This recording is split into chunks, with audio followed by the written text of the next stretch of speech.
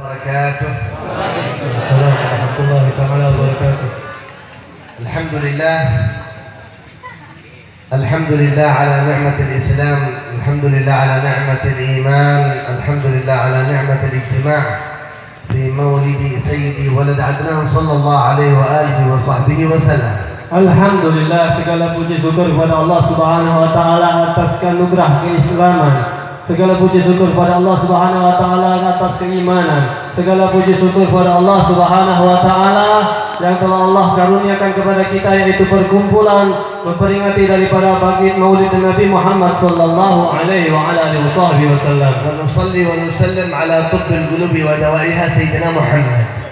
Dan salawat serta salam kepada junjungan kita yaitu Nabi Muhammad sallallahu alaihi wasallam. Beliaulah obatnya daripada sakitnya hati kita semua. Wa afiyatul abdan wa shifaiha sayyidina Muhammad.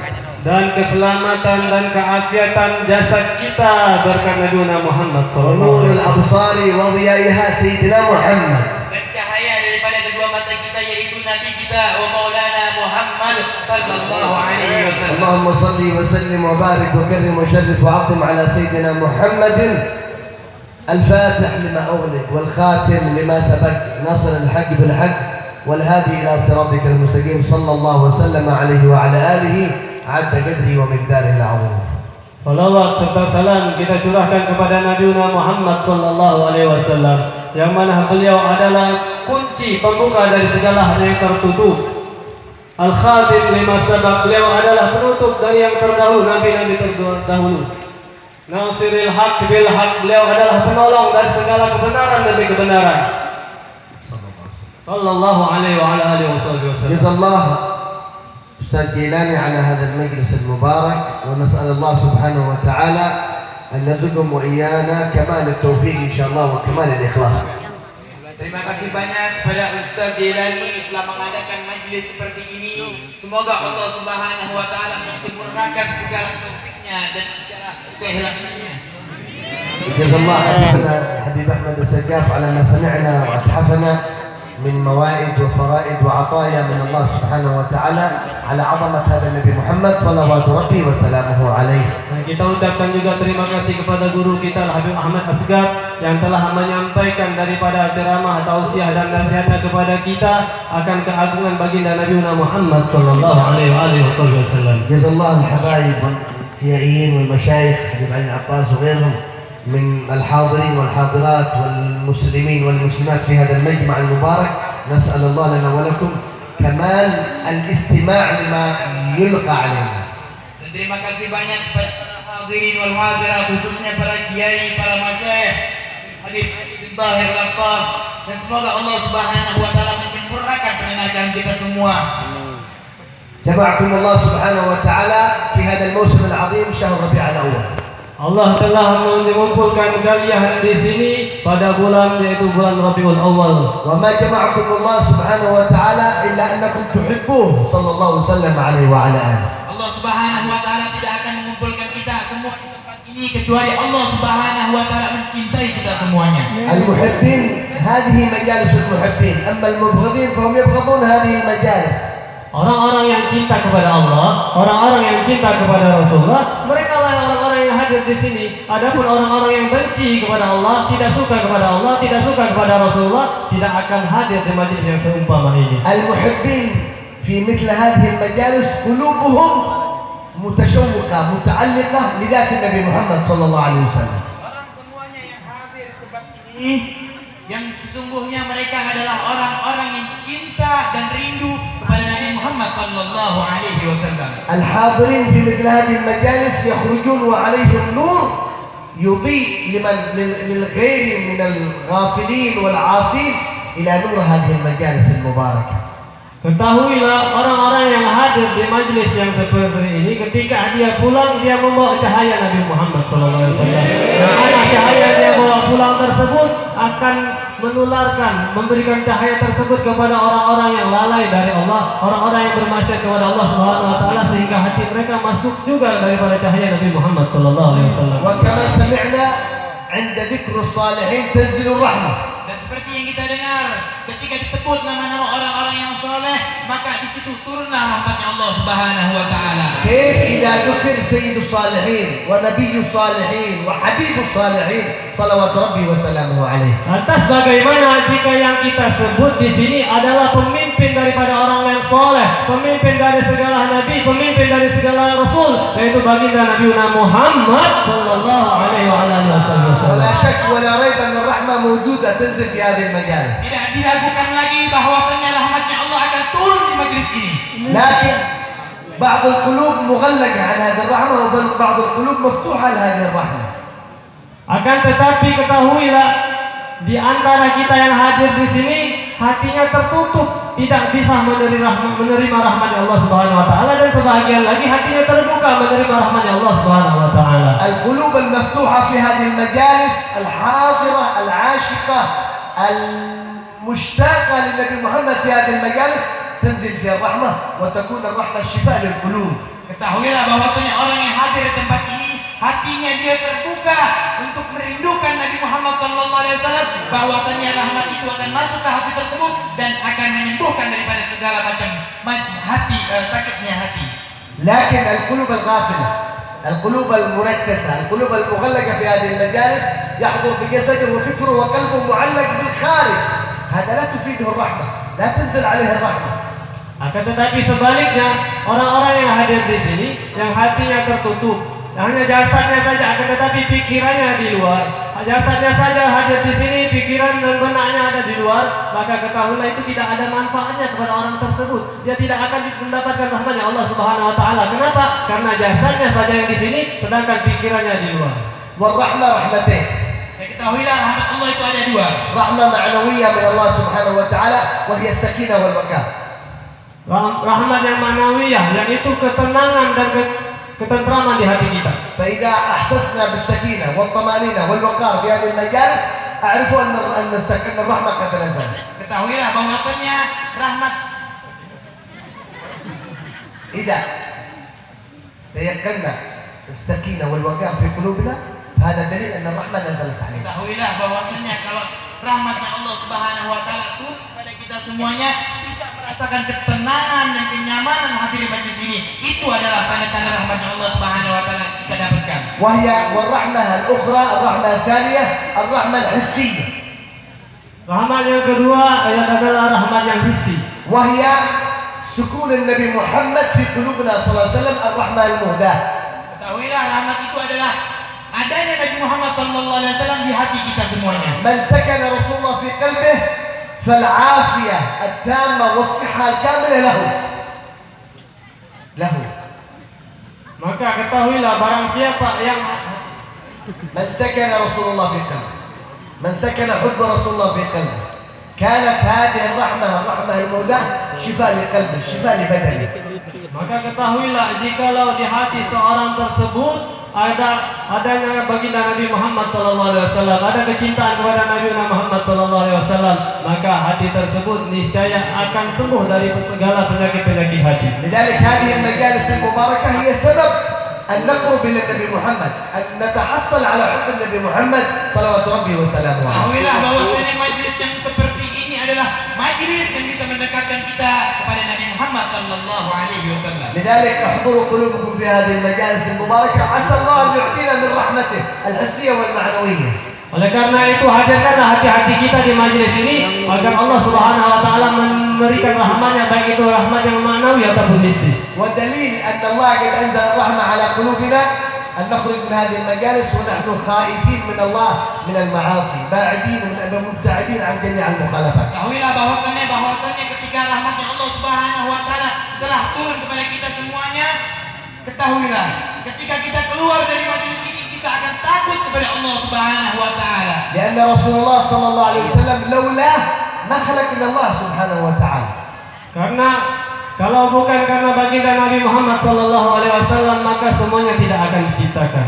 ولولا رسول الله صلى الله عليه وسلم ما شرفنا الله سبحانه وتعالى. Ketahuilah bahwasanya kalau bukan karena baginda Nabi Muhammad sallallahu alaihi wasallam, kita tidak dimuliakan oleh Allah Subhanahu wa taala. ولا يمكن الوصول إلى الله إلا من باب النبي محمد صلوات ربي عليه. Tidak mungkin kita dapat mencapai kepada Allah Subhanahu wa taala kalau bukan daripada berkat Nabi Muhammad SAW. فمن أراد الوصول إلى الله فليدخل من باب النبي محمد صلى الله عليه وسلم. Ketahuilah bahwasanya siapa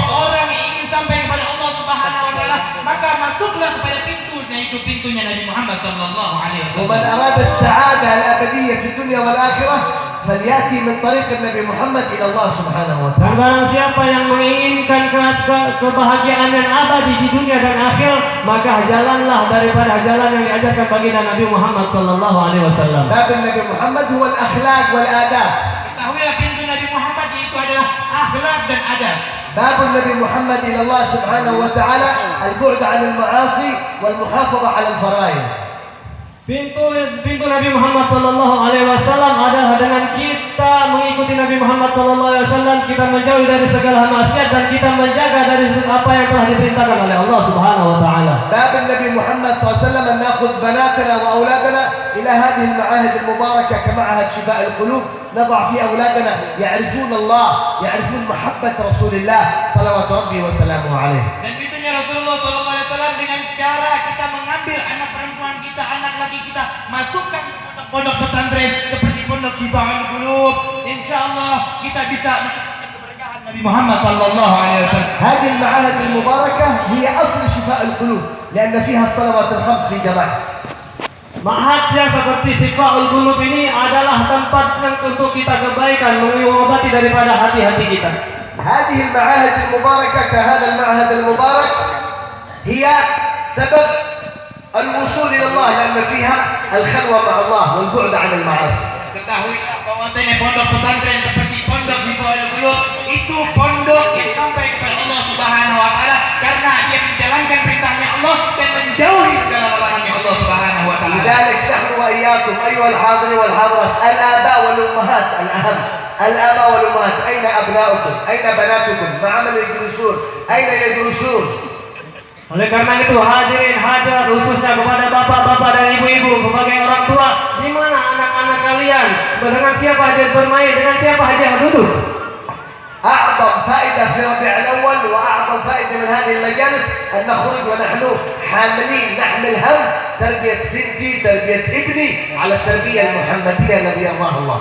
Ketahuilah bahwasannya keutamaan dari majelis ini juga ketika kita keluar semuanya kita bisa mendidik anak-anak kita, anak perempuan mau anak laki-laki, sehingga kita bisa ambil didikannya yaitu didikan Sayyidina Maulana Muhammad sallallahu alaihi wasallam. نحن كنا اليوم في الندوة في الصباح مع الطلاب والطالبات وسئل سؤال كيف نواجه الفرنسيين الذين شوهوا صورة النبي محمد صلى الله عليه وسلم. Tadi siang kita sudah mengadakan seminar kepada santriwati dan santri.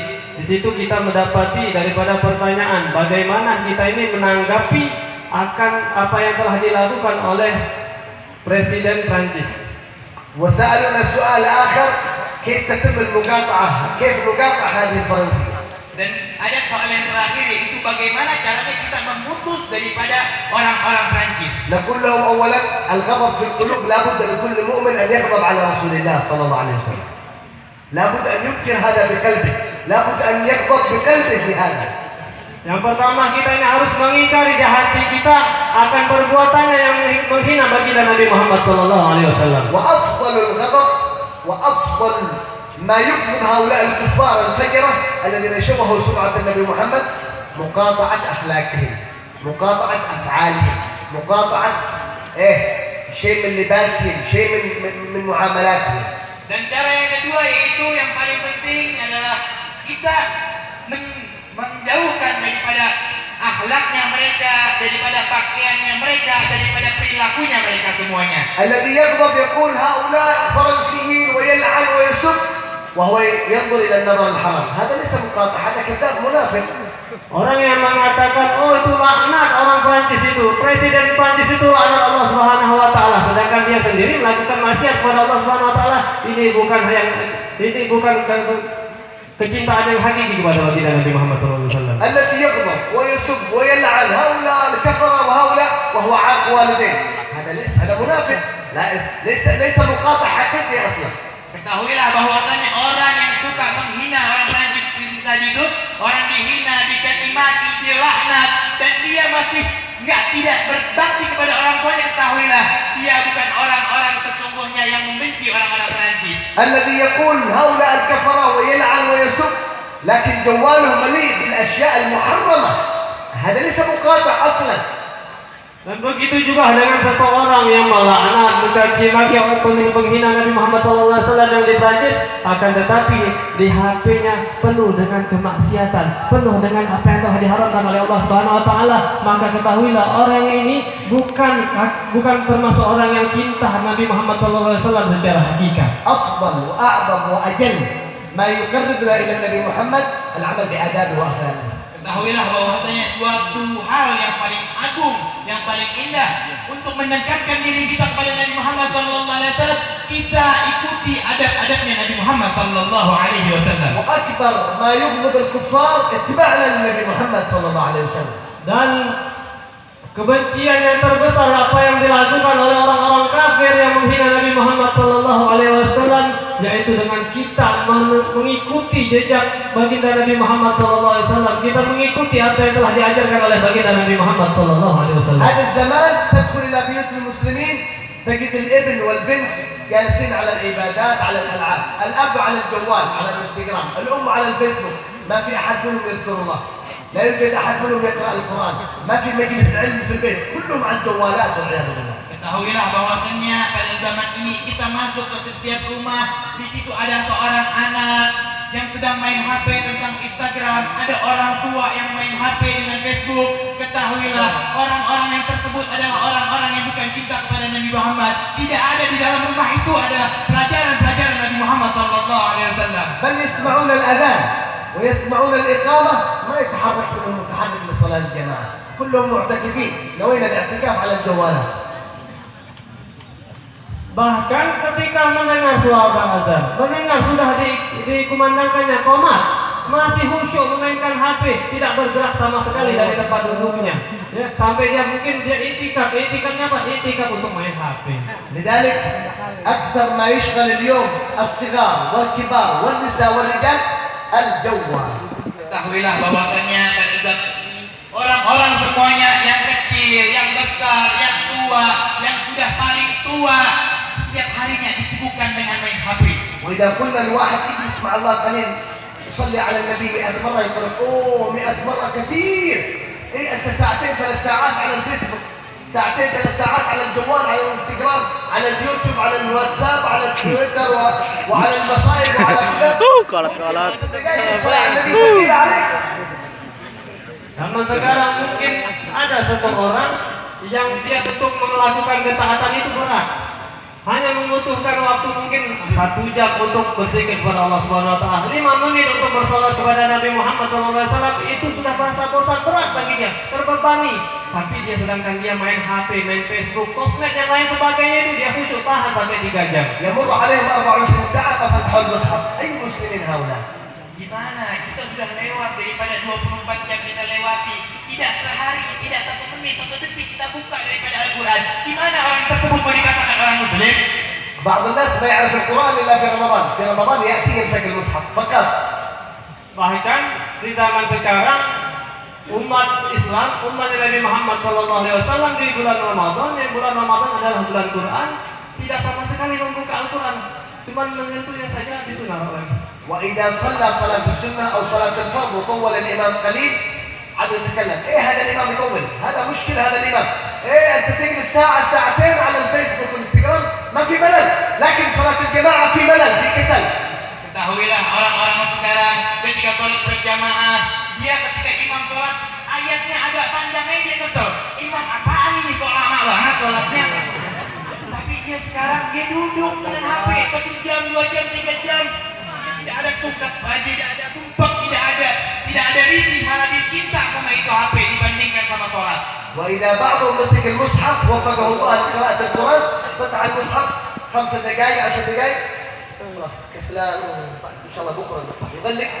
إيه أنت تجلس ساعتين 3 ساعات على الغفلة، ساعة ساعتين على الفيديوهات في الفيسبوك ولا في اليوتيوب، ما في ملل. كلام الله فيه الملل والعياذ بالله. هذه علامة أننا بريء من الله مقطوع حبالنا والعياذ بالله. Bahkan di zaman sekarang berat bagi seorang muslim itu untuk membaca Al-Quran, walaupun dia diberikan taufik oleh Allah Subhanahu Wa Taala untuk membaca Al-Quran, buka baru 5 menit udah bosan, capek sudah, nanti aja deh, insya Allah besok. Besok saya akan baca Quran. Tapi ketahuilah ketika dia main HP, dia lalai kepada Allah Subhanahu wa taala, dia lihat YouTube panjang mungkin dia film apa saja itu. Dia main game lalai kepada Allah Subhanahu wa taala, tidak ada rasa bosan kepada HP tersebut. Akan tetapi ibadah kepada Allah Subhanahu wa taala yang sesaat dia bosan. نحن أول ما نقوم من النوم نبحث عن ماذا؟ هل على القرآن أم عن الجوال؟ Ana mau tanya, ketika kita bangun daripada tidur, yang kita cari pertama apa? Al-Quran atau HP? Jawab. HP apa Al-Quran? يقين هذا من الجوال يقين. Pasti yakin kita yang kita cari pertama kali adalah HP. وإذا ضاع الجوال المصيبة في البيت نبحث هنا وهنا الجوال ضايع عليك. أما إذا ضاع المصحف ما في مشكلة. Ketahuilah, ketika HP hilang di rumah tersebut, maka kita habisi waktu kita muter-muter itu rumah di bawah kolong kasur kita cari. Kok nggak ada HP-nya? Tapi ketika Al-Quran hilang, kita tidak yakin. HP lebih penting daripada Al-Quran zaman sekarang. Wa iyadu billah. لذلك إذا توسخ جواله بالتراب مسحه بالمنديل. القرآن ما له أهمية، ما يعظمه حتى ولا ما يمسحه فوق الدرج فقط، فوق الدولاب ساعة ساعتين يوم يومين أسبوع أسبوعين ما يفتح ولا يوقف المصحف. Bahkan perhatian kita kepada HP itu luar biasa dibandingkan dengan perhatian kita kepada Al-Quran. HP kita kena kotoran debu sedikit kita lapin bersih takut lecet. Ya? Coba Al-Quran kita biarin sampai debunya berhari-hari, berbulan-bulan sampai semuanya debu semua tuh Al-Quran kita biarin. Kita lebih sayang kepada HP daripada Al-Quran. ممكن يشتري الجوال ب 3 مليون ب 4 مليون، سواك ب 10,000 لا يشتري سواك لأنه غالي السواك. Mungkin pada zaman sekarang orang membeli HP dengan harga yang sangat mahal dari 1 juta, 2 juta, 3 juta, 4 juta, kita mampu membelinya. Tapi siwak dengan harga yang 10.000 kita tidak bisa membelinya. Siwak mahal 10.000, HP lebih murah 4 juta. Mahalan siwak apa HP? Mahalan siwak apa HP? HP, tapi kita tidak mampu membeli siwak yang harganya cuma 10.000. لو تشتري مسبحة ممكن ب 20,000 لو بنوريبو 20,000 روبية، أو تشتري جوال ب 3 مليون. يقول لك لا 3 مليون أحسن من المسبحة، المسبحة ما في فائدة أصلا. Bahkan kita sekarang ini coba kita beli daripada tasbih yang mungkin harganya 20.000, ya pasti kita lebih memilih HP yang harganya 3 jutaan. Ya ngapain beli tasbih? Ada manfaatnya, HP banyak semuanya dapat. هذه مشاكل قلوبنا أيها الأحباب. Ketahuilah itu salah satu masalah daripada penyakitnya hati kita semuanya. يا ربيع أول يحول أحوالنا إلى الأحسن. Wahai Zat yang menciptakan bulan Rabiul Awal, rubahlah keadaan kita ini menjadi sebaik-baik keadaan. يا أمير محمد تغيرنا إلى الأحسن ما هو للأسوأ. Ketahuilah dengan berkatnya kelahiran Nabi Muhammad sallallahu alaihi wasallam, semoga kita dirubah daripada hal yang jelek menjadi yang baik. ولادة النبي محمد كسرت الأصنام، فهل كسرت أصنام معاصينا في قلوبنا؟ Kita ketahui ketika lahirnya baginda Nabi Muhammad SAW ada patung yang disembah oleh orang-orang Yahudi, orang-orang kufar, yang patung itu kokoh, susah untuk dirobohkan. Maka ketika kelahiran Nabi Muhammad SAW patung itu terjatuh dengan sendirinya. Maka yang kita tanyakan, apa dengan kelahiran Nabi Muhammad SAW telah memecahkan hati kita untuk rindu kepada Nabi Muhammad, untuk ketaatan kita kepada Allah Subhanahu Wa Taala. ولادة النبي محمد ظهر نورها في الكون كله، خرج نور من وجهه أضاء الكون كله. هل أضاء النور في قلبي هذا؟ Ketahuilah ketika lahirnya baginda kita Nabi Muhammad sallallahu alaihi wasallam, seluruh alam bercahaya dengan cahayanya Nabi Muhammad sallallahu alaihi wasallam. Apakah cahayanya Nabi Muhammad ada di hati kita semuanya? فإذا أردنا السعادة أردنا الفوز في الدنيا والآخرة قلوبنا نبيعها للنبي محمد. هذه ملك النبي محمد صلى الله عليه وسلم. Maka jikalau kita ingin kebahagiaan, ingin keberuntungan di dunia ini, maka jadikanlah di hati kita tidak ada di hati kita melainkan baginda Nabi Muhammad. لا تجعل في قلبك غير الله ورسول الله. Jangan kalian jadikan di hati-hati kalian semuanya kecuali Allah dan Rasulnya. إذا جاء عزرائيل لقبض روحك وفيك الله ورسوله تخرج لا إله إلا الله.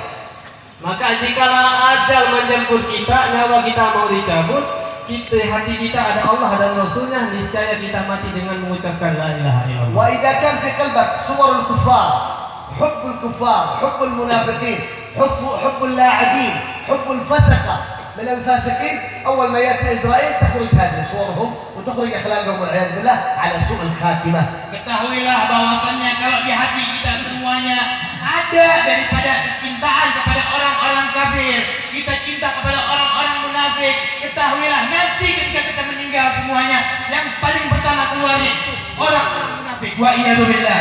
لكم فائدتين وأختم كلامي بالفائدتين هذه. Saya di sini kita akan menyebutkan dua faedah, dua manfaat yang saya akan sebutkan. صلوا على النبي محمد. Salawat kepada Nabi Muhammad sallallahu alaihi wasallam. فائدتين نختم بها المجلس. Dua faedah ini yang akan kita tutup, yang dua faedah kita sebutkan itu sebagai penutup daripada pembicaraan kita pada malam ini. أرجو أن تفتحوا آذانكم وقلوبكم لهذه الفائدتين.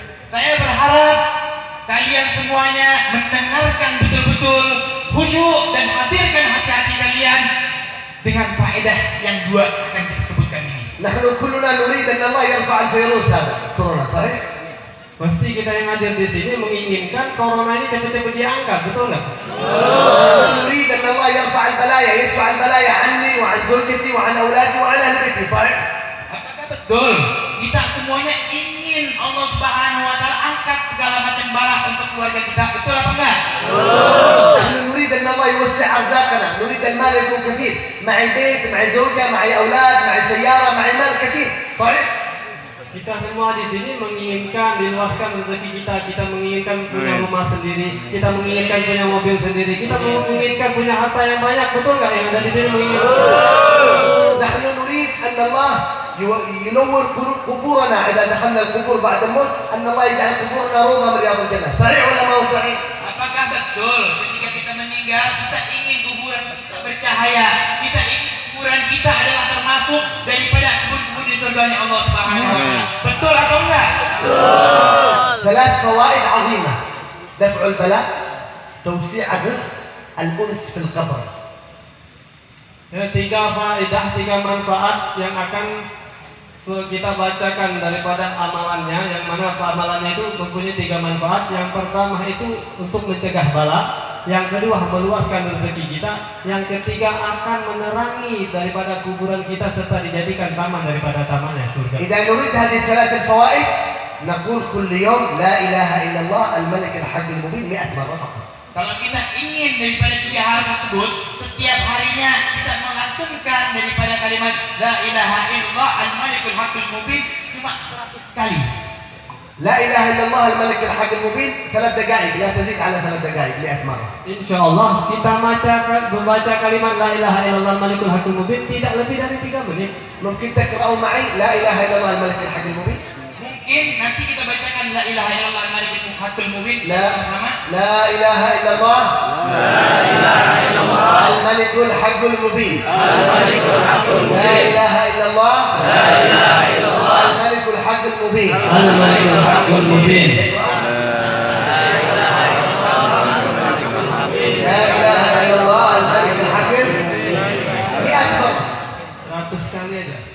كل يوم، Setiap hari cuma 100 kali kita baca. بعد الفجر، قبل الظهر، بعد الظهر، بعد العصر، في كل يوم 100 مرة فقط. Setelah salat fajar, sebelum salat fajar, setelah salat zuhur, sebelum salat zuhur, setiap hari kita cuma baca 100 kali aja. يقين النبي يقول من قالها، النبي الذي يتكلم من قالها حفظه الله من البلاء، وسع الله له في رزقه، آنس الله في قبره. Ini Nabi yang mengatakan kita harus yakin, kita beriman pada Nabi Muhammad SAW. Pasti kita yakin apa yang disabdakan oleh Nabi Muhammad SAW. Barang siapa yang mengucapkan kalimat La ilaha illallah al-malikul haqqul mubin 100 kali dalam satu harinya, niscaya orang tersebut akan dijauhkan dari balanya Allah Subhanahu wa taala. Akan diluaskan rezekinya oleh Allah Subhanahu wa taala dan akan diberikan cahaya di dalam kuburnya. هل النبي صادق أم كاذب صلى الله عليه وسلم؟ Apakah Nabi Muhammad sallallahu alaihi wasallam orang yang jujur atau orang yang bohong? يقين. هو إلا وحي يوحى يتكلم بالصدق.